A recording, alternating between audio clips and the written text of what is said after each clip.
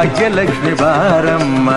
ಕಾಲಲ್ಲಿ ಕಿರುಗೆಜ್ಜೆ ಘಲು ಘಲು ಎಂದಾಗ, ಕಾಲಲ್ಲಿ ಕಿರುಗೆಜ್ಜೆ ಘಲು ಘಲು ಎಂದಾಗ, ಮನೆಯಲ್ಲಿ 100 ವೀಣೆ ನಾದವೊಮ್ಮೆ ಚಿಮ್ಮಲಿ. ಲಕ್ಷ್ಮೀ ಬಾರಮ್ಮ, ಭಾಗ್ಯಲಕ್ಷ್ಮಿ ಬಾರಮ್ಮ, ಬೆಳಗಲು ಮನೆಯನ್ನು ಸಿರಿದೇವಿಯೇ